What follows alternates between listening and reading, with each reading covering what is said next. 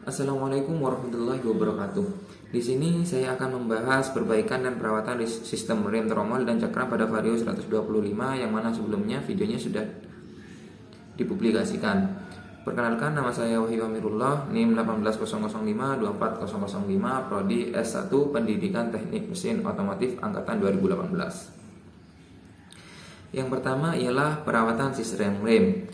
Untuk perawatan sistem rem pada rem tromol, maka langkah-langkah yang perlu dilakukan yang pertama ialah pemeriksaan backing plate, yang kedua mengukur ketebalan sepatu rem, yang ketiga memeriksa diameter dalam tromol, yang keempat memeriksa keausan tromol yang bersentuhan langsung dengan sepatu rem, yang kelima membersihkan tromol dan sepatu rem, yang keenam menyetel sepatu rem, yang ketujuh memeriksa kerja sepatu rem, yang kedelapan memeriksa kondisi handle dan kabel rem. Selanjutnya ialah perbaikan sistem rem. Sistem perbaikan rem pada rem tromol yang pertama yang perlu dilakukan ialah apabila rem kurang pakem dan ukuran kampas rem kurang dari 1 mm, maka disarankan melakukan pergantian kampas rem.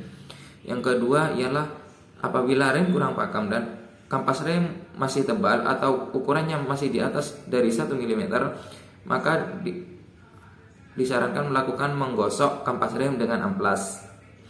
Yang ketiga, apabila rem kurang pakem, maka harus menyetel mur penyetelan rem. Apabila rem terasa berat, maka harus diolesi backing plate dengan grease atau steam plate. Apabila handle rem tidak kembali ke posisi normal atau dalam kondisi rem macet, maka disarankan mengganti spring pada rem kabel. Yang ketujuh, apabila rem berbunyi saat pengereman, maka terjadi keausan pada rem. Perawatan sistem rem pada rem cakram. Cara perawatan pada rem cakram yang pertama ialah memeriksa volume minyak rem. Biasanya pada Vario 125 itu ada di atas di sebelah rem sebelah kanan. Yang pertama ialah memeriksa volume minyak rem, yang kedua mengganti minyak rem, yang ketiga membersihkan kaliper rem, yang keempat membersihkan kampas rem, yang kelima mengolesi grease pada bracket yang terhubung pada kaliper.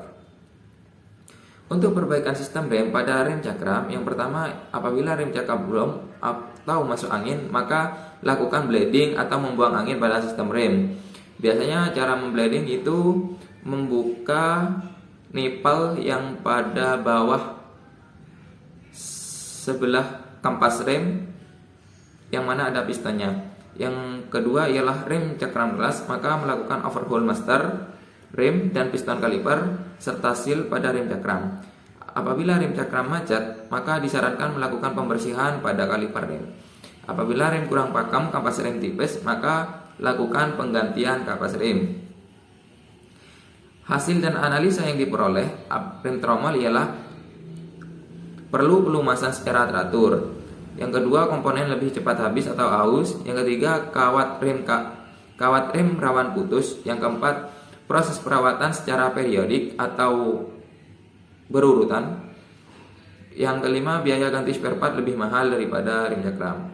Yang keenam, menggunakan sistem mekanis. Yang ketujuh, perlu melepas roda pada saat melakukan perawatan. Untuk rem cakram, kemungkinan terjadi gesekannya lebih kecil. Rem cakram terbukti lebih pakem daripada rem tromol. Biaya ganti spare part lebih murah daripada rem tromol menggunakan sistem hidrolis, dan rem cakram juga rawan macet. Dari kesimpulan yang saya dapat ialah dari segi perawatan lebih mudah rem cakram daripada rem tromol. Akan tetapi dari segi perbaikan lebih mudah rem tromol. Dari segi kepakeman lebih mudah sistem rem cakram. Terima kasih. Wassalamualaikum warahmatullahi wabarakatuh.